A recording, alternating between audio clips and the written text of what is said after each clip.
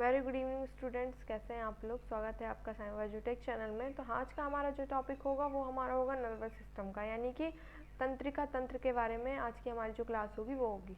ठीक है, तो आगे बढ़ने से पहले मैं आपको बता दूं, आप हमारी लाइव क्लासेस, मॉक टेस्ट और पीडीएफ को प्राप्त कर सकते हैं हमारे साइंस एजुटेक एप्लीकेशन को डाउनलोड करके, और हमारे एप्लीकेशन की लिंक आपको वीडियो की डिस्क्रिप्शन में भी दी गई है। कोर्सेज प्राप्त करने के लिए आप दिए गए व्हाट्सएप नंबर पर भी संपर्क कर सकते हैं। ठीक है, और जो भी आपके क्वेरीज हैं वो भी आप इस नंबर पर कॉल करके पूछ सकते हैं। चलिए हम बढ़ते हैं हमारे टॉपिक की तरफ। तो हमारा आज का जो टॉपिक रहेगा वो हमारा टॉपिक रहेगा ह्यूमन नर्वस सिस्टम, यानी मानव तंत्रिका तंत्र। ठीक है, इसको हम कहेंगे मानव तंत्रिका तंत्र। अब मानव तंत्रिका तंत्र क्या होता है? तंत्रिका मीन्स नर्व, जो नर्व्स होती हैं वो। ठीक है, और तंत्र जो होता है वो हमारा होता है सिस्टम। ठीक है, तो मानव यानी ह्यूमन का जो नर्व सिस्टम है, नर्वस सिस्टम है, वो उसके बारे में हमने पढ़ना है। ठीक है, यानी हमारी जो बॉडी है वो, हमारी बॉडी में कितनी नर्व्स हैं और हमारी नर्व्स का क्या काम होता है। हमारी नर्व्स हमारे ब्रेन से कनेक्ट होती हैं।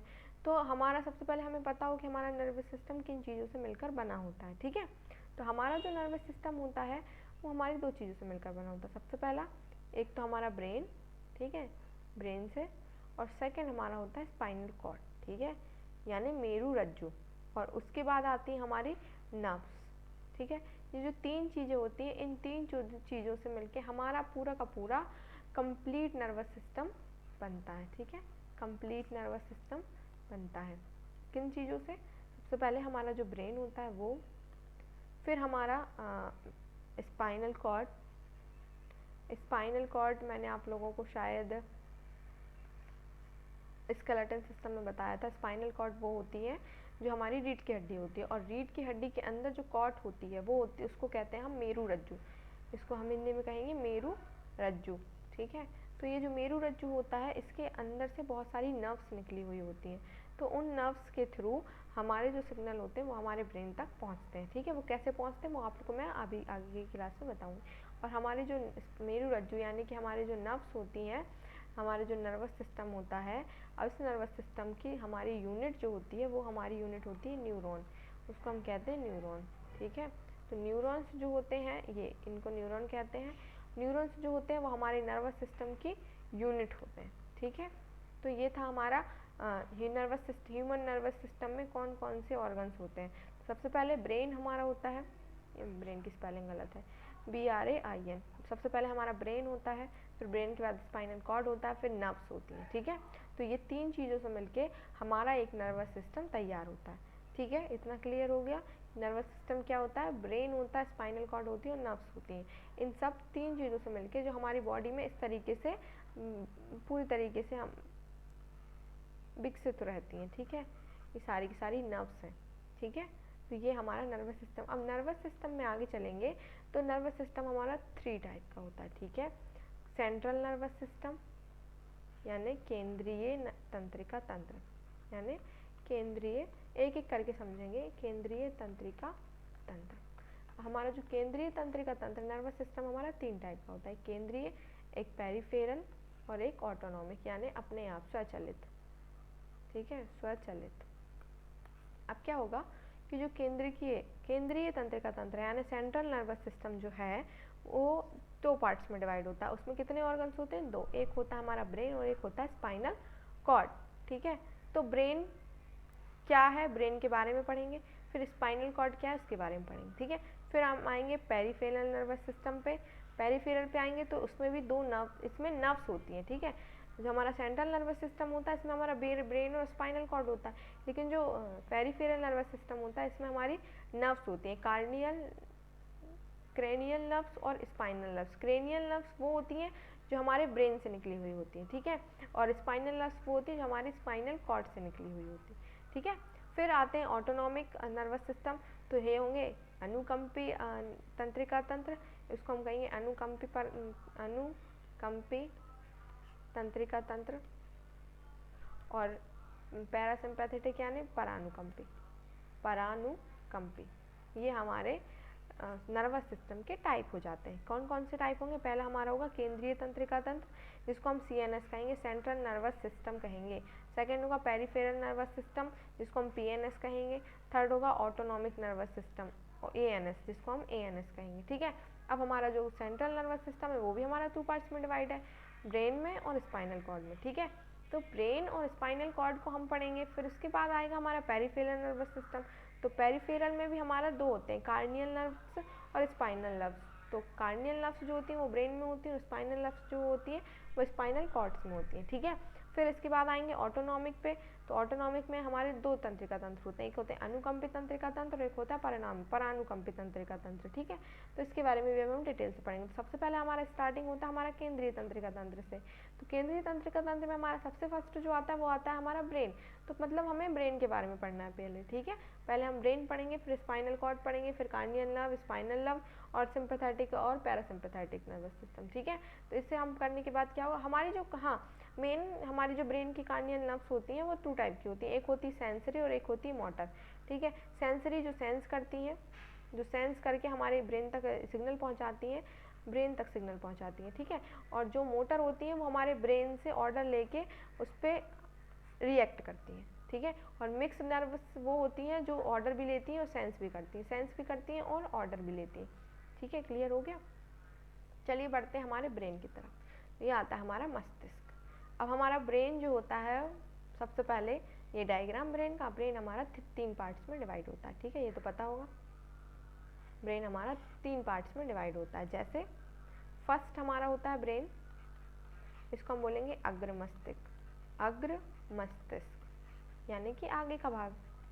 ठीक है, फिर दूसरा हमारा होगा, इसको हम बोलेंगे मध्य मस्तिष्क, मध्य मस्तिष्क। और थर्ड जो हमारा होगा वो होगा पश्च मस्तिष्क, पश्च मस्तिष्क। क्लियर हो गया?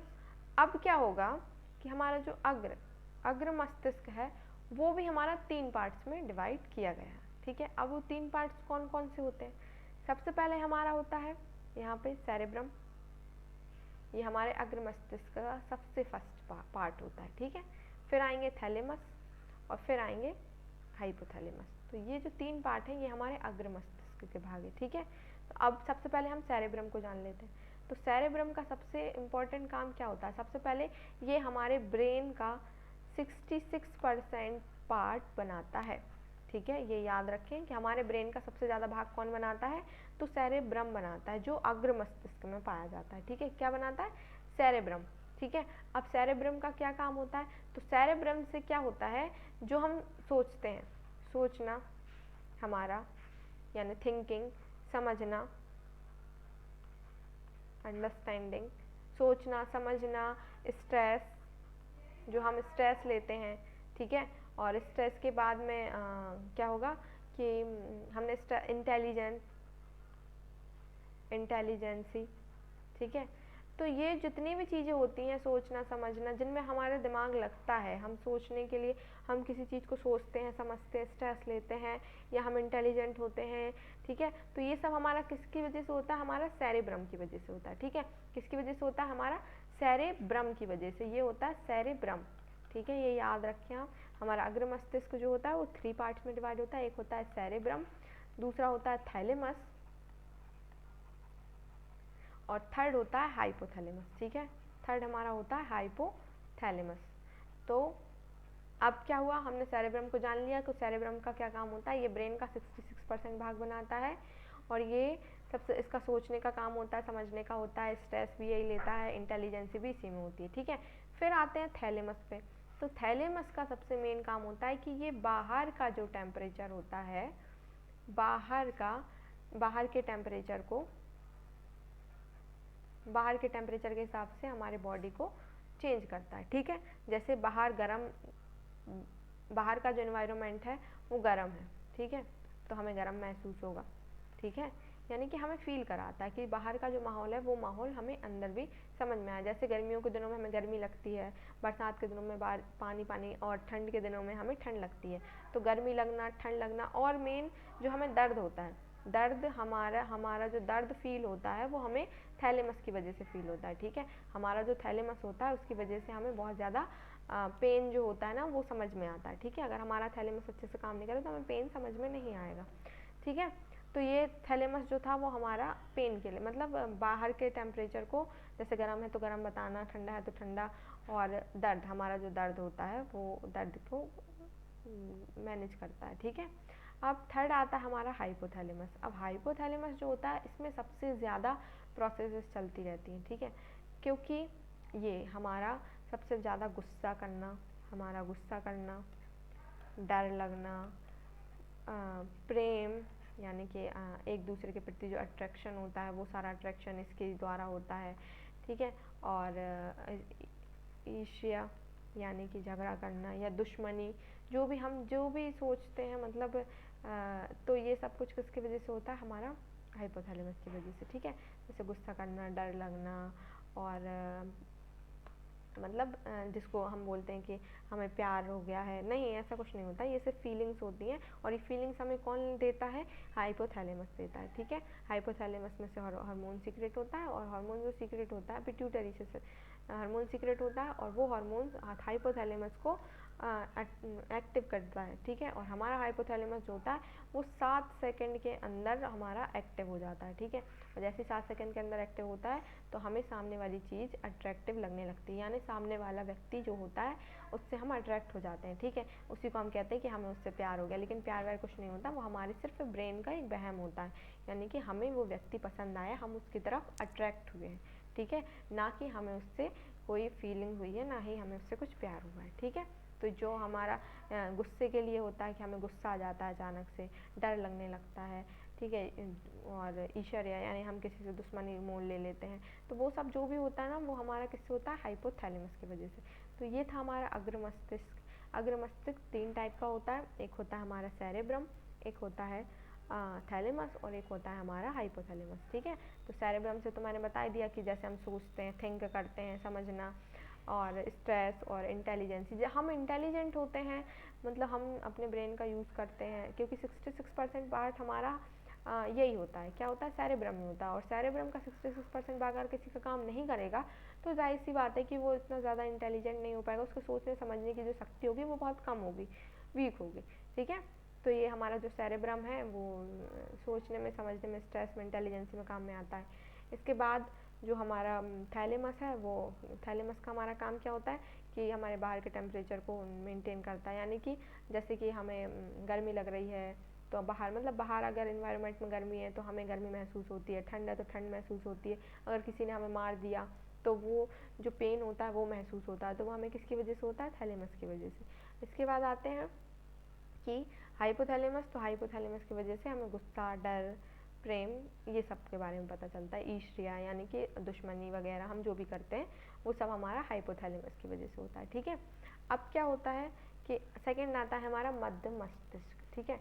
तो मध्य मस्तिष्क हमारा जो होता है उसमें आता है सेकंड, जैसा हमारा मध्य मस्तिष्क है, ठीक है। अब मध्य मस्तिष्क में क्या होगा, कार्पस कोलोसम, ठीक है, ये तो हमारा मध्य मस्तिष्क में। तो ये हमारे सबसे पहले ये हमारे आईज और ईयर्स को कंट्रोल करता है या मेंटेन करने का काम करता है, ठीक है। क्या काम करता है, आईज और ईयर्स को कंट्रोल करने का काम करता है, ठीक है, ये हो गया। इसके बाद इसी में आता है सेरेब्रम, सेरेबेलम, ठीक है, क्या आता है, सेरेबेलम, ये हमारे पूरी बॉडी को कंट्रोल करने का काम करता है, इसका काम होता है बॉडी को कंट्रोल करना, ठीक है, बॉडी को कंट्रोल करना, ये बॉडी कंट्रोल करती है पूरा का पूरा। फिर थर्ड आता है ये हमारा मध्य मस्तिष्क का काम होता है। मध्य मस्तिष्क का काम क्या होता है, ये हमारे आँखों को और हमारे कान को कंट्रोल करता है, यानी कि हम जो देख रहे हैं वही हम सुन सकते हैं, या हम जो सुन रहे हैं वो हम देख सकते हैं, ठीक है। और जो हमारा सेरेबेलम होता है, सेरेबेलम जो होता है वो हमारे बॉडी को कंट्रोल करके रखता है, ठीक है, यानी हमारी बॉडी को मूव कैसे करना है ये सब कुछ हमारा कौन देखता है, सेरेबेलम, ठीक है। तो ये था हमारा मध्य मस्तिष्क। अब आ जाएंगे हम पश्च मस्तिष्क पे।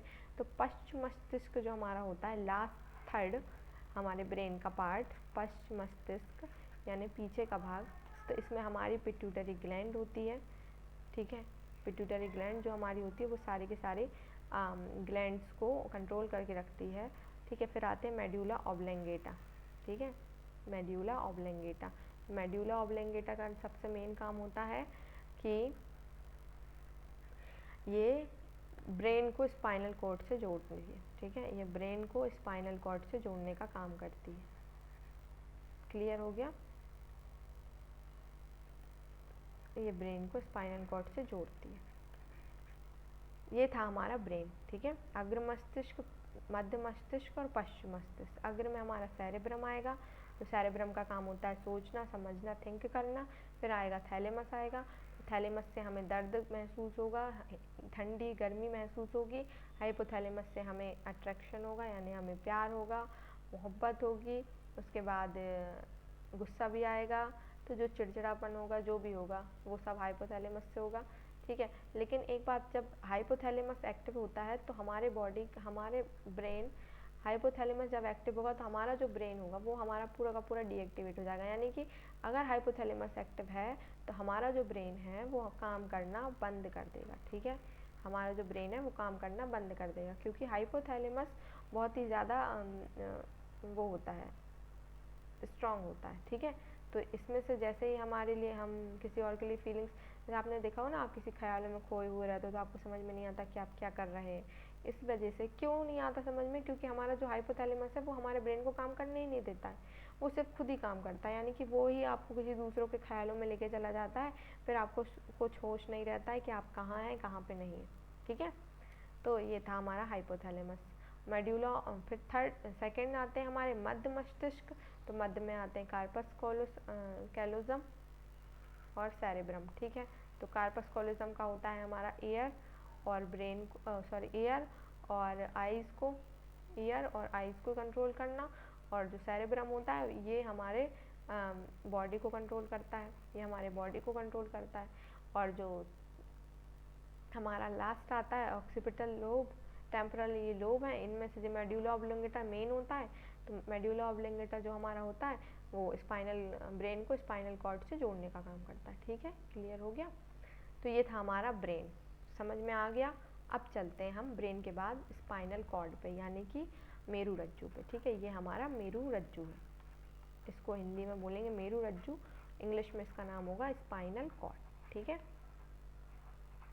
अब स्पाइनल कॉर्ड क्या होता है, ये हमारी ब्रेन से निकली हुई स्टेम है और ये हमारी पूरी की पूरी स्पाइनल कॉर्ड है। कहाँ पे? ये वर्टिब्रा के बीच में एकदम, ठीक है। यानी हमारा जो मेरुदंड होता है, यानी कि हमारा ये जो हड्डियाँ दिख रही हैं, इन हड्डियों के बीच में हमारे पूरी नर्वस सिस्टम ये पूरा फैला हुआ है, और इस नर्वस सिस्टम को कहते हैं स्पाइनल कॉर्ड। इसे हम हमारी बॉडी का सेकेंड ब्रेन भी कहते हैं। क्या कहते हैं? बॉडी का सेकेंड ब्रेन, यानी कि दूसरा मस्तिष्क, ठीक है। इसको हम हमारी बॉडी का सेकंड ब्रेन कहते हैं। क्लियर हो गया? ये हमारे जो नर्वस सिस्टम रहती है इस तरीके से जुड़ी हुई होती है, ठीक है। ये था हमारा स्पाइनल कॉर्ड। अब स्पाइनल कॉर्ड हो गया, इसके बाद क्या होगा? सेंसरी और मोटर, सेंसरी सिस्टम और मोटर, मतलब सेंसरी नर्व्स थी और मोटर नर्व्स थी वो, ठीक है। तो क्या होता है, सबसे मेन जान लीजिए, स्पाइनल कॉर्ड में हमने देखा नर्व्स आ गई। अब क्या होता है, ब्रेन में कितनी नर्व्स होती हैं? हमारी जो ब्रेन होता है, हमारे ब्रेन से बहुत सारी नर्व्स निकली होती हैं, क्यों? सिग्नल पहुंचाने के लिए। तो ब्रेन से हमारी 12 जोड़ी, 12 पेयर, यानी कि 12 जोड़ी नर्व्स निकली हुई होती हैं, ठीक है। और स्पाइनल कॉर्ड से हमारी कितनी नर्व्स निकली हुई होती हैं? स्पाइनल कॉर्ड से हमारी 31 पेयर में निकली हुई होती है। पेयर मीन्स ये हमारी कॉर्ड है, इसमें से 1 2 इस तरीके से पेयर में निकली हुई होती है, तो ये 31 होती है, ठीक है। तो ये हमारे ब्रेन की 12 पेयर होती हैं और स्पाइनल कॉर्ड की 31 पेयर्स होती हैं, ठीक है। ये याद रखें। इसके बाद आएंगे सेंसरी और मोटर, यानी कि दोनों क्या है। तो सबसे पहले हम पढ़ेंगे कार्नियल नर्व्स। तो कार्नियल नर्व्स में हमने पढ़ा था सेंसरी नर्व और मोटर नर्व्स, ठीक है।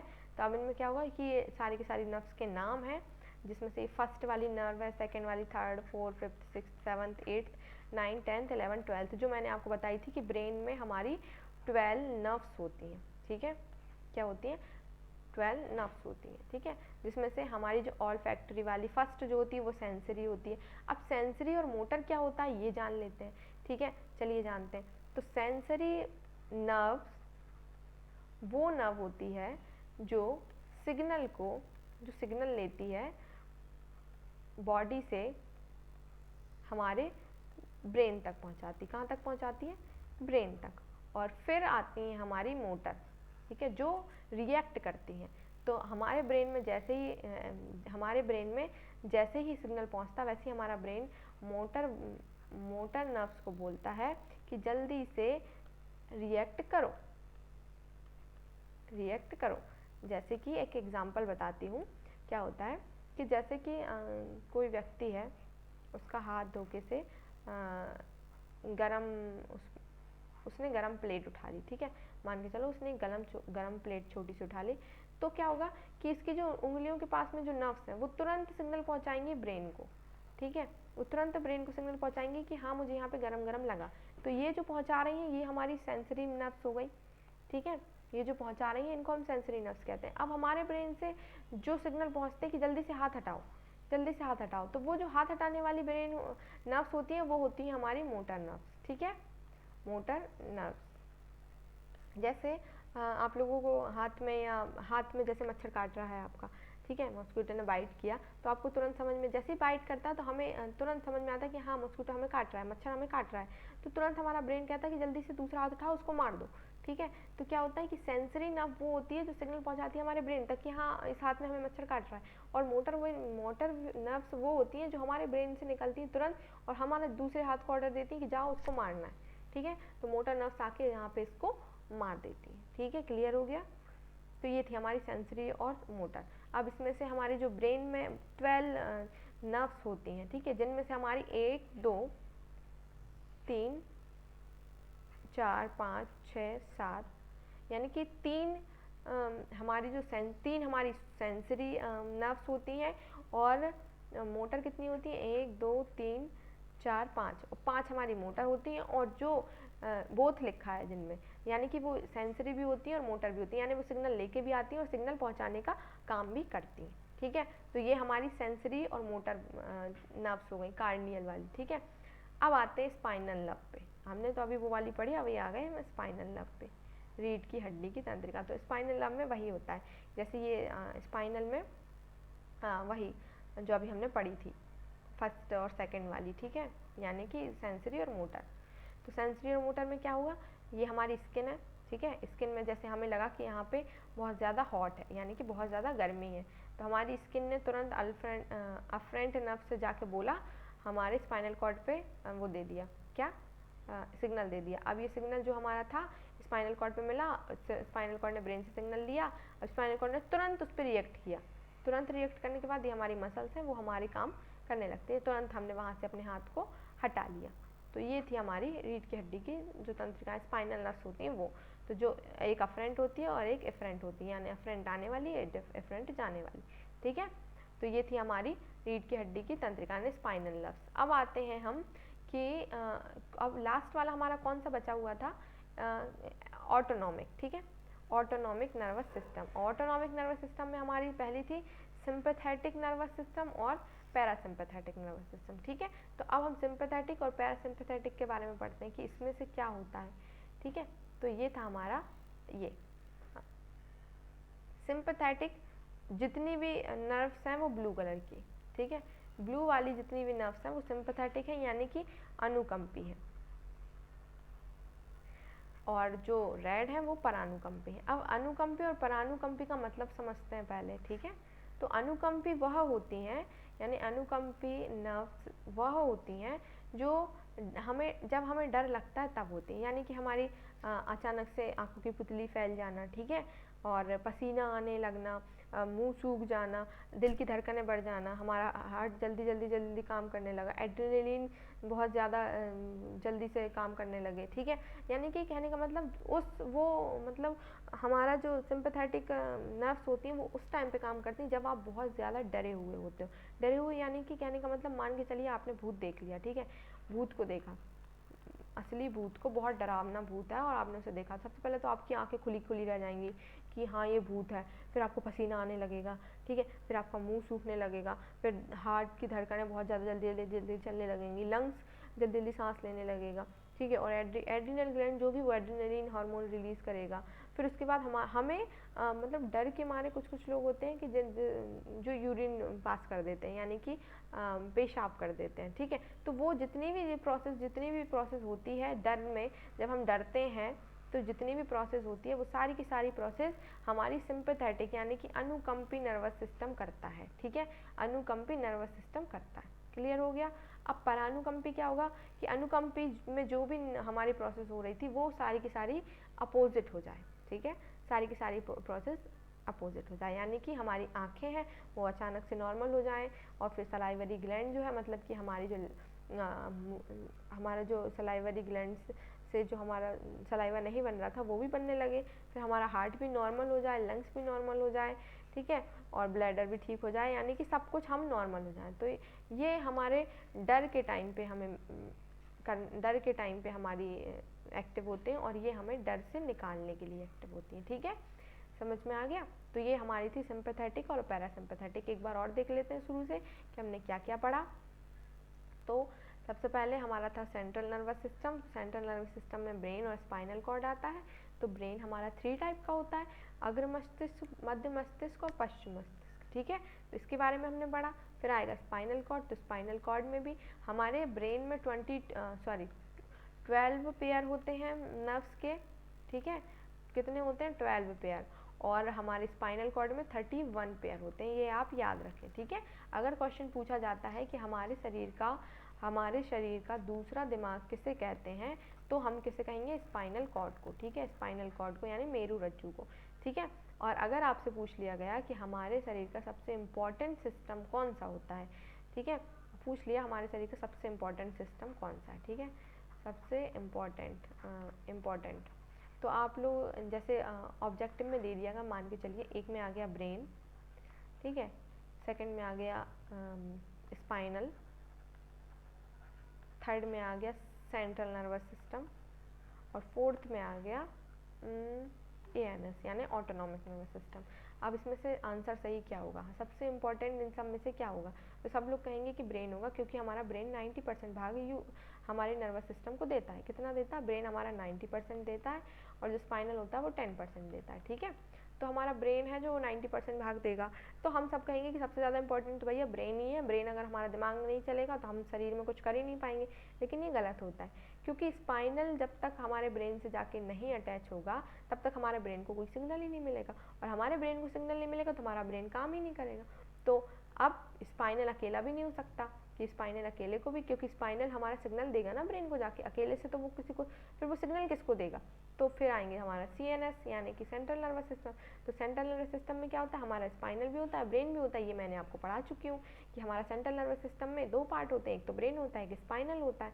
तो ब्रेन और स्पाइनल दोनों मिलके CNS बनाते हैं यानी सेंट्रल नर्वस सिस्टम बनाते हैं। तो क्वेश्चन घुमा के दे दिया जाता है कि सबसे इंपॉर्टेंट कौन सा नर्वस सिस्टम होता है, तो ब्रेन और स्पाइनल को छोड़ के आप CNS को टिक करेंगे, ठीक है, क्लियर हो गया।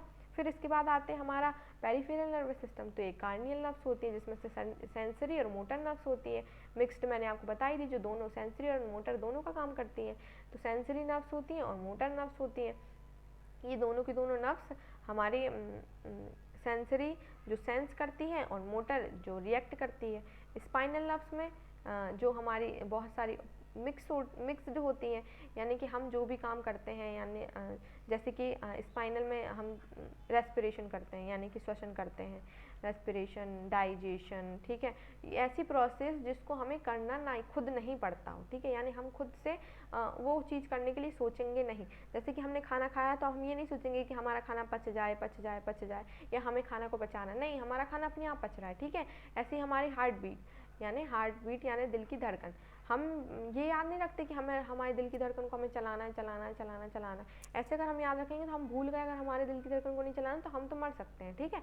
और सेकंड, ऐसे ही हमारी हार्ट बीट चलती है, हम सांस लेते हैं, रेस्पिरेशन करते हैं, हमारा ब्लड सर्कुलेट होता है, ये सारी की सारी जो नॉर्मल प्रोसेस चलती रहती है हमारी बॉडी में कंटिन्यूसली, वो सारी हमारी स्पाइनल नर्व से होती है, ठीक है, क्लियर हो गया। अब सिंपैथेटिक मैंने आपको बता ही दिया था कि सिंपैथेटिक नर्वस सिस्टम वह सिस्टम होता है जिसमें वो नर्वस सिस्टम होता है जिसमें आप डर की स्थिति में होते हैं, यानी कि आपको जब डर लगता है तो आपके साथ क्या क्या घटनाएं घटती हैं, वो सारी घटनाएं हमारी सिंपैथेटिक नर्वस सिस्टम की वजह से होती हैं, ठीक है। और उस घटना से नॉर्मल होना हमें पैरासिम्पैथेटिक नर्वस सिस्टम से होना होता है, ठीक है। तो ये था हमारा आज का नर्वस सिस्टम। तो आज की हमारी क्लास यहीं ख़त्म होती है। बाकी कल का हमारा जो टॉपिक रहेगा वो हमारा रहेगा ग्लैंड्स, ठीक है, यानी ग्रंथियाँ। तो ग्लैंड्स जो हैं वो हमारी बहुत इंपॉर्टेंट है।